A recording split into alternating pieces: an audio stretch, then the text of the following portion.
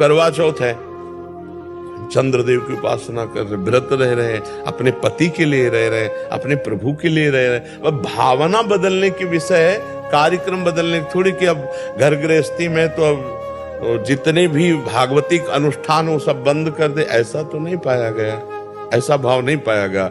अनन्यता अपने इष्ट की और अपने इष्ट की प्रसन्नता के लिए सब इष्ट स्वरूपों की आराधना करना। आप समझ पा रहे हो इसमें कोई संशय आपको लग रहा है? तो बस बच्चों को क्या, हमको भी वही करना है, हमको भी वही करना है। हृदय से हमको भी आराधना करते हुए अपने इष्ट के चरणों में प्रेम मांग। जैसे आप विनय पत्रिका पढ़ के देखो तो गोस्वामी जी दुर्गा जी, गणेश जी, सरस्वती जी, गंगा जी, यमुना जी सबकी स्तुति करते हैं और बाद में मांगते हैं कि आप प्रसन्न हो, सियाराम जी के चरणों में प्रेम हो।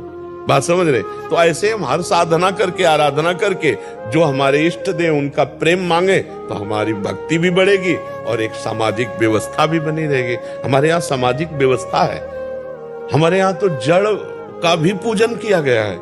आज बरगद आई, बरगद के पेड़ का पूजन है, आज पीपल के पेड़, आज आंवला के अक्षय तृतीया तो आंवला के पेड़ का पूजन। हमारे यहाँ तो जड़ वृक्षों की भी पूजा की गई है, जड़ वस्तुओं, अरे यहाँ तक कि नई कार और साइकिल और मोटर है उसका भी पूजन किया गया है। ले किया जाता है, भगवान मान के किया जाता है। नहीं बोले स्वस्तिक का चिन्ह बनाए और फूल वर्षा किए और पैर छुए, और गाड़ी में रोज अगर चलाने देखो तो ड्राइवर सबसे पहले हैंडल के पैर छूता है। कैसी भावना है? वहां भी भगवान, वो जान नहीं रहा कि मैं जो कर रहा हूं उसका क्या स्वरूप है, लेकिन वो वहां भी भगवान की भावना है कि पहले पहले गाड़ी में बैठेगा ना तो पहले हैंडल के पैर छू करके फिर ड्राइविंग। हमारे यहाँ तो जड़ वस्तुओं की भी भगवान के भाव से पूजा की गई है। चैतन्य भगवत स्वरूपों को तो भगवत स्वरूप है ही।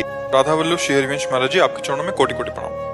महाराज जी, पिछले 1.5 वर्ष से आपको सुनने का सौभाग्य प्राप्त है, जीवन में बहुत परिवर्तन आया है। महाराज जी, मेरा एक प्रश्न है।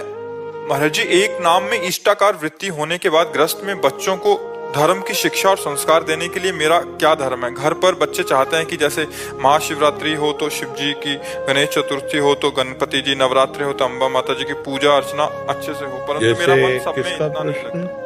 हाँ, जैसे हमारे पति हमारे प्राण प्रिय हैं और हम समय पर सास की सेवा करते हैं, नंद को भी अनुकूल रखते हैं, देवर को भी अनुकूल रखते हैं, ससुर को भी अनुकूल रखते हैं, आए हुए रिश्ते नातेदारों को भी अनुकूल रखते हैं, लेकिन पति तो पति ही है ना।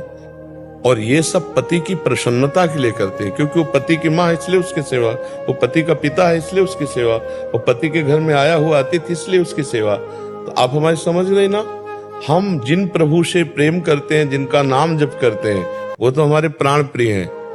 लेकिन अब जैसे नवदुर्गा आ गए तो अम्बा की सेवा कर रहे हैं, उससे हमारे पति प्रसन्न होंगे, प्रभु प्रसन्न होंगे। शिवरात्रि आ गई तो परिवार गृहस्थी में तो हम शिव उपासना कर रहे हैं, गणेश चतुर्थी तो गणेश जी की कर रहे हैं, आए हुए अतिथि की सेवा, घर परिवार के रिश्ते नातों की सेवा। तो हम भगवान के इन स्वरूपों को ऐसे देखते हैं, भाई हम कोई हमारी माँ है, वही हमारे पिता है, जैसे भगवान शंकर पिता, अम्बा जी माता, गणेश जी। तो हम जो जो उत्सव आते हैं, जो जो त्योहार आते हैं, वो सब करते हैं, पर करते हैं अपने पति की प्रसन्नता के लिए।